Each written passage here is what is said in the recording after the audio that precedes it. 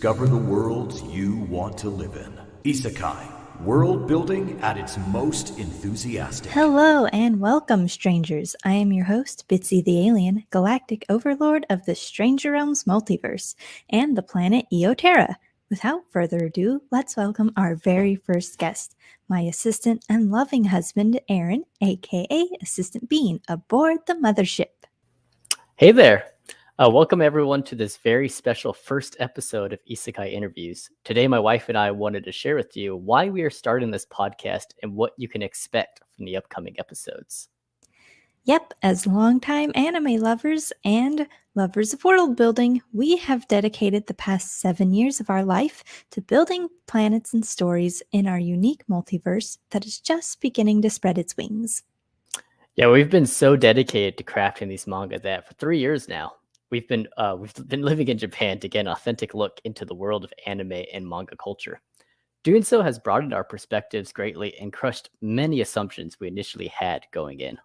Yes, moving here has changed our understandings of many anime tropes, including a most important one to us, Isekai. But what the heck is Isekai? As a genre, and as many of you may already know it, Isekai are stories where the character or characters get stuck, transported, or reincarnated into a world very different from their own. And more often than not, these strange new worlds are places where the fantastical concepts of, video games are real, and though this isn't always the case. But as just another Japanese word, Isekai simply means other world, different dimension, things like that. Indeed, and that opens the door to so many opportunities, including our very own Isekai world, the planet Eotera. You see, Eotera is not a part of the typical Isekai genre, but Eotera is an Isekai by definition. And learning that small piece of information has fueled the founding of Isekai Production Studios and this very podcast. You see, anime and world building have always been two of my most favorite things ever since I was a kid. This one word brings these two things together in such a perfect marriage of my passions and inspirations. Yeah, because of this, our manga and other creations have not only improved, but we have found the confidence we needed to push forward into the unknown toward making bigger and better things. My sweet Bitsy over here has become quite the ambitious little alien. I'm just bursting with so much ideas in my imagination that sometimes you can't stop it. You can't stop it. You can't stop it. It's true. So Bitsy, tell me why, as a creator and lover of anime and world building, why did you start this podcast? What was your motivation? Hey, I'm supposed to be asking the questions here, silly. I'm the host, after all. But to be honest, I just wanted a chance to meet fellow creative world builders and get the opportunity to introduce them to a bit of Japanese culture along the way. It sounds like a good idea to me, and hopefully everyone listening is excited for the journey ahead. I sure know you are. Yeah, I am. And gosh, I sure hope everybody else is interested and excited to meet new people and learn new things and just get out of Earth and dig deep into different planets and different universes with me. But I would like to ask you a question, Bean. How is the incorrect word? What is your favorite thing about Eotera, our planet? Well, besides the fact that it's our planet, tend to be a little biased towards its small little idiosyncrasies and such, but I love that it's something we created, and it's the backdrop of all the other lore and history that goes into our characters and their stories that happen therein. And that with the stories we wanted to tell, it was the only way to really make them make sense contextually speaking, because we didn't just want to have like a single story that happens in a vacuum, but wanted that story to affect all the other stories that happen within the universe and universes we created. So Eotera is like, there's a lot of similarities to Earth, but it isn't exactly Earth. And there's just so many things that are whimsically unique and unexpected that you'll find around the corner. And those are all little small things that I like about Eotera. But more specifically, I love the talking penguins we have in the North Arctic regions.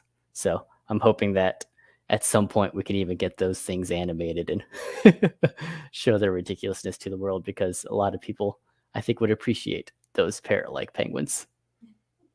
You gotta be careful. Those penguins, they'll gossip about the seal deers, man. Gotta watch them. So, I mean, we've been a world building duo for almost 10 years. But how would you say that you personally approach the world building process with me? Oh, well, first off, like usually we'll just kind of be spitballing some ideas, and like you'll have like some sudden inspiration, or I'll have a little bit of sudden inspiration. It's usually just kind of like communicating those ideas to each other and seeing if it turns into some sort of synergistic springboarding that we have between each other. Is like I'll mention one thing and then you'll mention another, like, oh, this could kind of go this way or this could kind of go that way. And depending on how grounded those ideas are or how not grounded those ideas may or may not be, we start to see, like, how would this actually fit into the world of Eotera? And if it doesn't, does it actually make more sense into like the Luminarion universe that we have building, that is the digital counterpoint to the real world that we have created. So um, I just enjoy that, as a byproduct of us having been together for a really long time, that we feel safe communicating certain ideas, no matter how silly they may or may not be. It's just like, that's kind of fun. Like, that doesn't quite make sense in this sense, but maybe we could put it here, or maybe those are just great ideas and let's just throw them in there and see what happens. Definitely, definitely. And I mean, working as a duo is a pretty steep learning curve. When we just started out, we kind of butt heads a lot on some topics. And I know that, like, sometimes you'll sneak little things in there. Like, we have a visitor guide to Eotera that is free if you sign up to our email list. And if you go to the Independent Island Alliance, there's a pickle island that I was not aware of when I published this book. But I think we've definitely found a very synergistic level of communication that has been really healthy these past couple of years, especially. But yeah, it's always crazy because it's like, ooh, I want to do this. And then you'll kind of ground me and be like, that doesn't make sense on Eotera, but maybe we can put it somewhere else. Yeah, it's definitely been the case working together these days. And I would agree that maybe we've butt heads a little bit more than we kind of expected on certain things. And in my defense, I did actually show you Pickle Island before we published the book, so that did have your approval.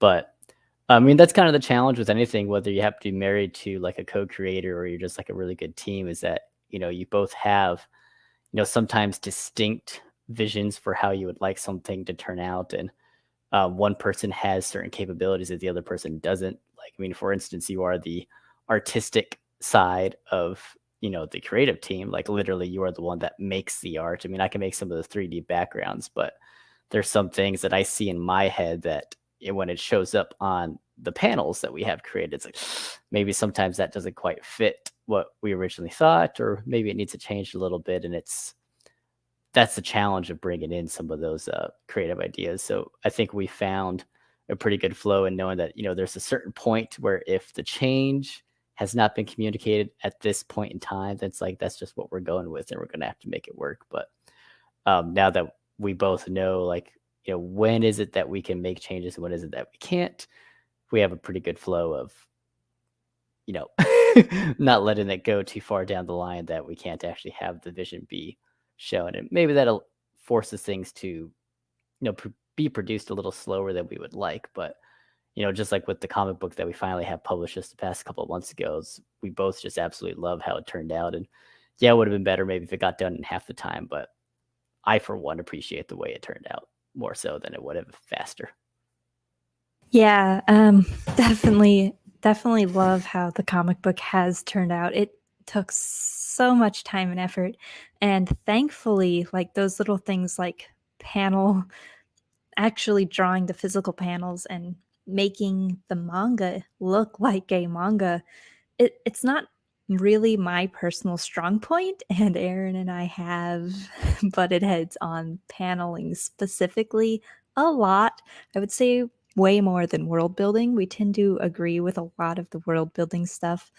But thankfully, we have brought on a storyboard artist and sketch artist for book 2, which is super exciting. Book 2 will be launched on Kickstarter in October, and it's just that's gonna be so helpful to get an outside creator's perspective of the story and the planet that we're building. And she's so enthusiastic. We're so excited to have her.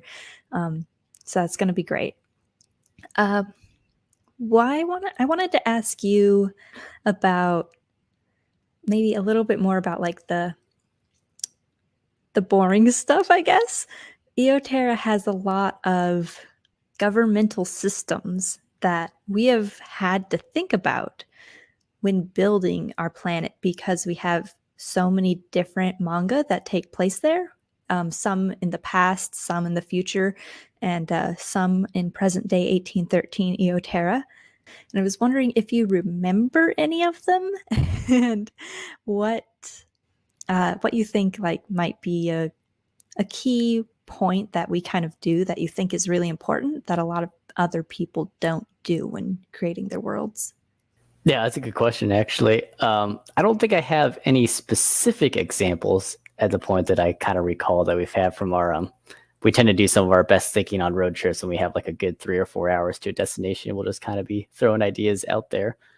But one of the main points of Eotera from a like political governmental perspective is that we've kind of created a version of Earth where like, what if we arrived at a point where like, all this globalization worked out, it's one giant worldwide community, and a lot of those problems that come from like, it's an us versus them kind of thing. Like, we have like a lot of the issues and wars that we have on Earth. It's like, what if that's just no longer an issue anymore? Like we have this national council, we have this version of the United Nations that keeps things, as peaceful as it can be. Like, there's still issues, but we don't have like, these, nationwide and earth shattering cataclysmic wars happening anymore. It's just that hasn't existed in centuries on Neoterra, which can kind of seem a little utopian just for its own sake. Like we've created this perfect world that doesn't have any issues anymore. And that's just not true. It's like one of the things I think is fun about the planet Eotera is that just because you've gotten rid of some of those, more brutal and just darker issues that, tend to exist in our reality, doesn't mean that problems have just disappeared. People still have problems. And we've been kind of talking about this over the last month in particular, that, Eotera is a place that, only first world issues exist these days because the whole planet is more or less a first world country. So it's definitely interesting seeing how the world and its peoples develop and navigate their own conflicts in this day and age. And that's kind of where the fun comes into with Luminarion, which is the fantastical and the digital counterpoint of Eotera. That is a place that has all the issues that Eotera doesn't have anymore. So it's interesting seeing people who are native to Eotera going to Luminarion through their digital avatars and exploring how they would navigate those issues in tandem with their own. So I think it's fascinating. So because there was a really big war, maybe it was a couple hundred years ago, but conflict has definitely died down fairly recently. I guess this is after the golden ages where wars are kind of like all done with. And that's due in part to some really big figures in one of our historical mangas. So you can kind of see how the world came to peace. So it's definitely not just like, oh, this is a utopia and everybody's nice here. it's a little like we really dug deep and thought it out and have planned to show you the whole process of how we got from warring states to utopia. I think you answered that question really well, and tying it into Luminarion as well is that's a huge part of what Maiden in Disguise is about. It's like that combination of first world problems and how you kind of find your escape in this fantasy world, but so much more than that, because the fantasy worlds are so realistic, and we have a lot of big plans for that coming up too in Luminarion.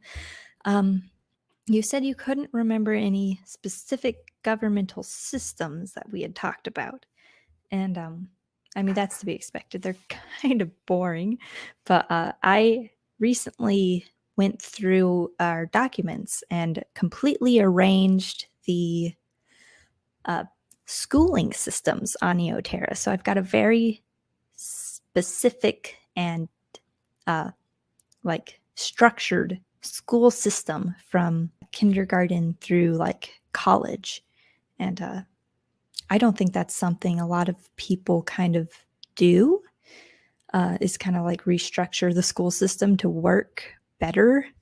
But I know it's like if Eotera is a united globe, you are going to be taking ideas and inspirations from multiple peoples to kind of rework the systems and make them better.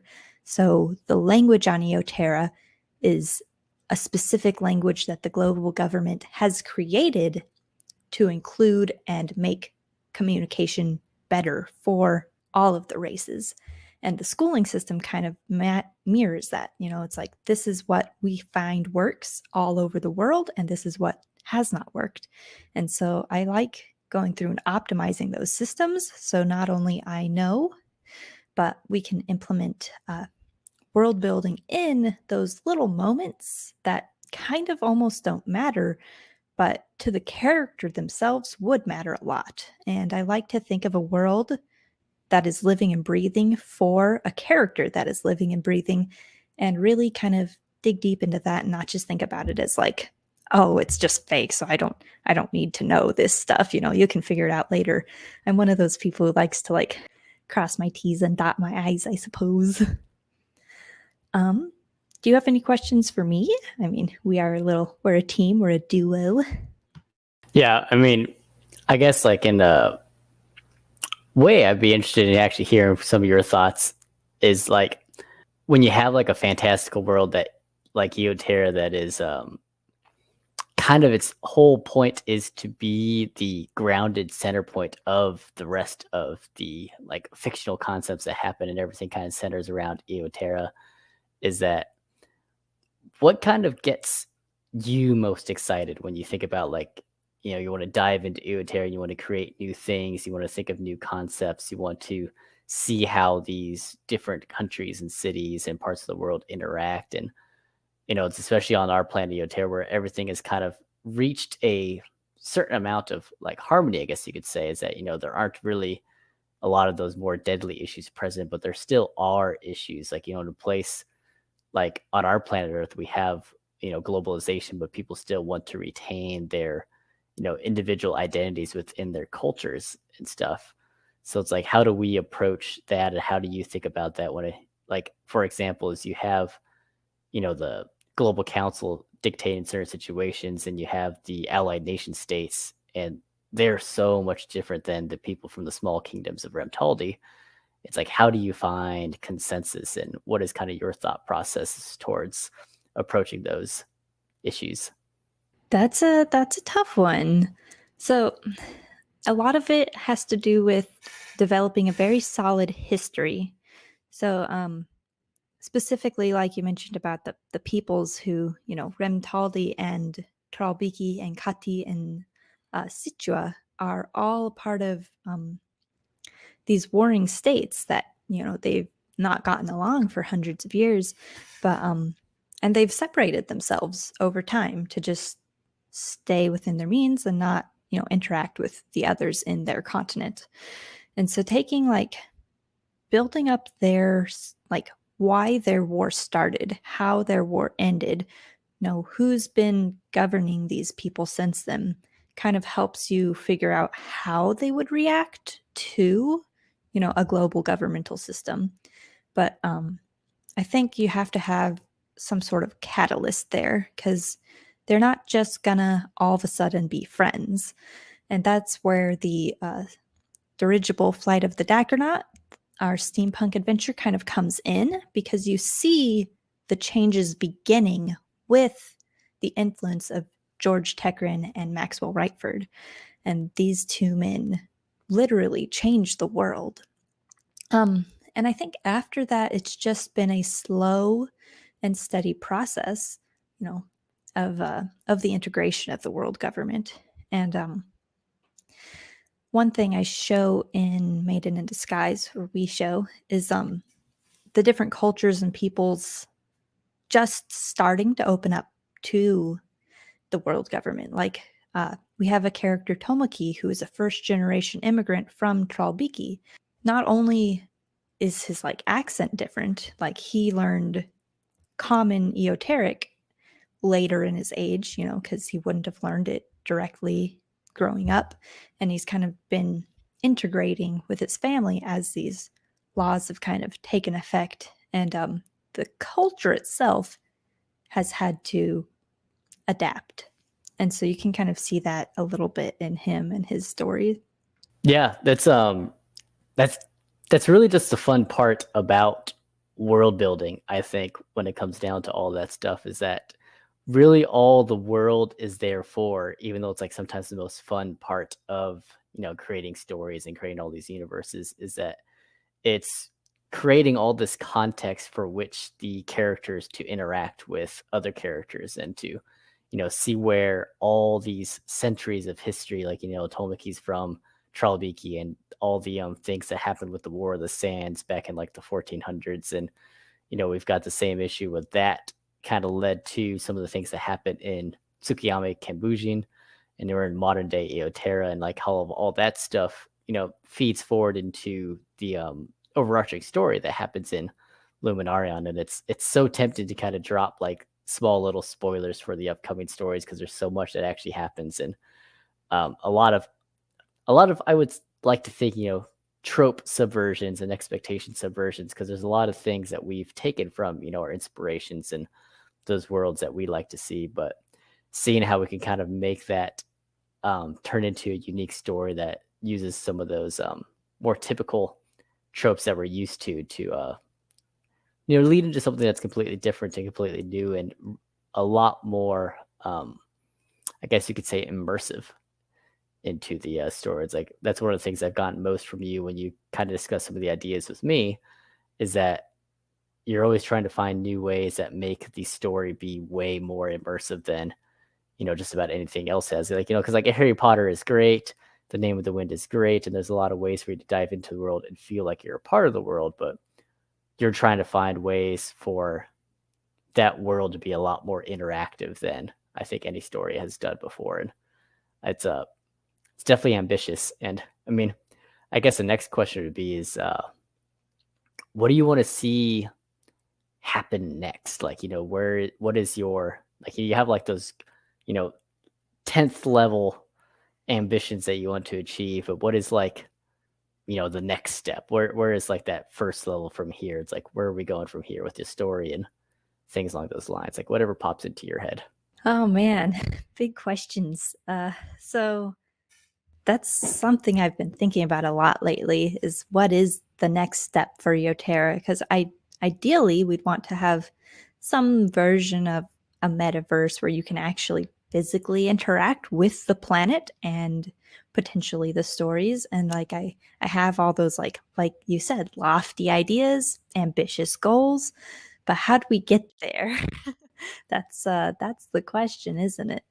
So I mean, from here, I think the most simple step is to just create more of the stories, because we know all of the stories. They're in our heads, they're written down in our notebooks, but nobody else knows them.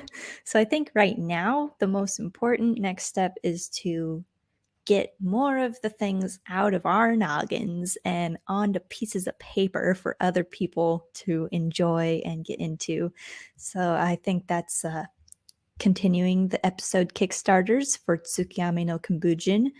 We have another person coming on to help us with a Jungles of Ninlil based, another historical, pretty far back. This one's like very, very historical, like almost mythos, so old, you know, like passed down word of mouth kind of thing. But And then obviously Maiden in Disguise yearly, if possible. That's the goal. Put those out every year, maybe twice a year. That would be insane. And I think it'd be really important to do more. Like, I have these stories, you have those stories, but it's just kind of me and you. I think it's important to get other creators in our planet making more stories about it, because one of my favorite things about, like you said, Harry Potter or Pokemon even, is like you get to interact with the world in a way, because you can kind of make your own OC and like feel like you're a part of it and feel like you're interacting with it and write your fan fiction. And I love that. And I want to support creators who see our worlds and think, this is a sandbox I can really get it, into and play with and have fun with, and work with them to create more and more and more content. So there's just more comics, more manga, more stories, more animations. And but by the end of this year, we'll have at least 3 of our IPs going. Dirigible Flight of the Daggernaut is such an important one, and I would love to get that going soon. That is a really, really big project, though, and we've had to put it off 2 years in a row already, and I'm pretty sure this is going to be a 3rd year in a row, because it's not feasible at the moment. But if things go well with, the next few Kickstarters, and we get to the point where we're having the fan base and the excitement and the team to do, that one, that'd be great, because we are building a team. We've got a lot more people on board this year than we have any other year. But I think for the goals that we want, we're just going to need a lot more people and a lot more content, just across the board. Mm-hmm. Sounds like a big step. But I think kind of coming back around to just, here we are, Isekai interviews and some of the things that you want to see in this recurring podcast. Like, you've already got like a few people in line to talk about, their worlds and their creations. Is part of Isekai is that when you think of it just as a Japanese anime genre, it's pretty specific. Like, for any people that are watching, I've seen some Isekai anime. You've got like Overlord, you've got Sword Art Online, which isn't even technically an Isekai when you think about it from that perspective. You've got all these different examples of, someone dies, they get hit by a truck, and they get reincarnated into these worlds. That's kind of the basic Isekai idea, is that for what, my wife has told me, is that she kind of wants to expand that definition a little bit more to not just be like the stereotypical reincarnation into another world, but anything that has, that other dimension quality into it, and to just start changing that concept a little bit more, because there's a lot of really fun stories, like, my life as a slime and reincarnated as a sword are 2 ridiculous titles that fall into that Isekai title, that even though they're fun and they're interesting, is that even in the short time frame, it's only been like a decade that Isekai has really been a popular thing. It's kind of becoming a bit of a tired genre. Like, it's, even though these new titles have a lot of these unique ideas and they're fun, it's starting to hit the point where it's like there's only so much you can really do anymore within this genre without,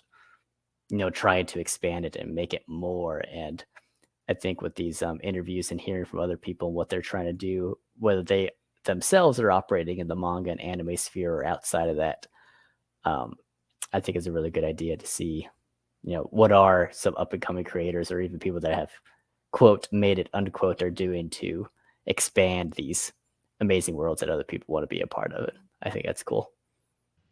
What you mentioned, like expanding Isekai, that's a huge goal for this podcast, our little production company, all of it, because it is getting tired, it is oversaturated, and it's getting to the point where the world building is taking a back seat to some trope or something, then it honestly, a lot of the isekai that has come out over the past 5 or so years is really been boring. Like, they haven't thought out the worlds. They haven't dug deep into these planets, and that's the point of the genre, is the other planet.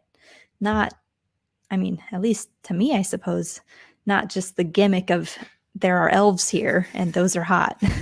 So I want to make it more intelligent, more thought out, more intentional. That's the word. I want our planets we build to be intentional and to be beautiful and to be just as important as the main character and his journey or her journey, you know? I know that there's a lot of love out there for world building. Coming from a big Dungeons and Dragons background, like there's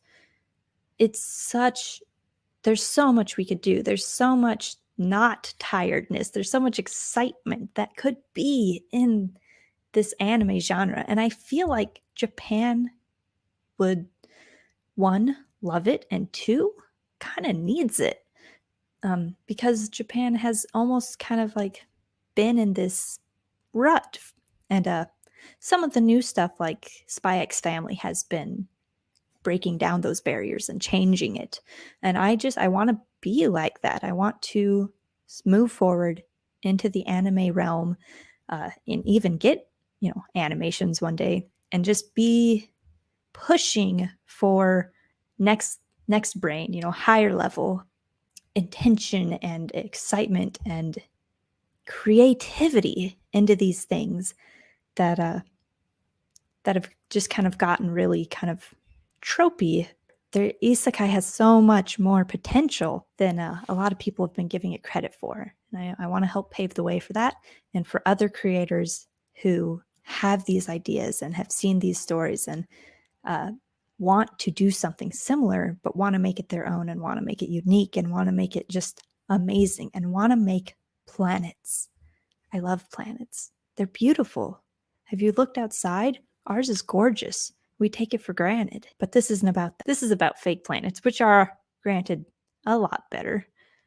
And speaking of planets and their awesomeness, I want you to recommend one world, only one, to everybody watching to check out after they check out our Kickstarter. Yeah, I was gonna give like my typical recommendation with Patrick Rothfuss's In the Name of the Wind, but I think since we're kind of in the isekai anime manga genre at the moment, there's this relatively new manga. It's my personal favorite at the moment. Like, the manga world that I want to recommend is from Japanese title is Tongariboshi no Atelier, which is in English it's just like Witch Hat Atelier. And it's an extremely fascinating world, especially in the concept of world building, because it's probably one of the most complete and in-depth examples of a manga that's centered around world building that I've seen in a while. And what makes it so fascinating is that the concept of magic in that world is, it's like written, it's drawing magic, kind of in a similar sense that anyone who's read Full Metal Alchemist would appreciate, where things are based off of symbols. But the fact that magic is available as just a general concept means that anybody can use it. But a long time ago, the people in power made it so that the magic is only available for people who are born with magic, even though that isn't necessarily the truth, in order to keep the rest of the world safe from that magic. Because a long time ago, when everybody had it, it's what led to a bunch of wars and conflicts and a lot of death throughout that planet. So by keeping the secret safe, they may be able to keep the world safe. But there's a lot of small things within that world that shows that the author and the illustrator, who is the same person actually, put a lot of love and care into the most tiny details to support the whole idea of the magic that exists in that world. So just to say the title again, it is Witch Hat Atelier in English, or Tongariboshi no Atelier. And you can find that. I've got a copy on this desk somewhere, but it's kind of hard to find. Awesome. Perfect. That's a great title. Great recommendation. I think that is a wrap. We are out of time for today, but thank you, Aaron, so much for coming aboard and just for always supporting me, honestly. I get pretty nervous doing these things sometimes, and having you there is always a rock by my side, helping me continue on this never-ending journey. And I'd also like to thank everyone who stopped by the viewing portals, and a huge shout out to our supporters, the Stranger Army, for all of your efforts. Your monetary support is greatly appreciated. And if you haven't checked out our MiDBits Kickstarter campaign and you like anime and laughing, then I highly recommend checking it out. Yeah, that's all for now. Have anything left to say, Aaron? Now, just be sure to check out our creations on eotera.com and on Kickstarter right now with our live project at the moment.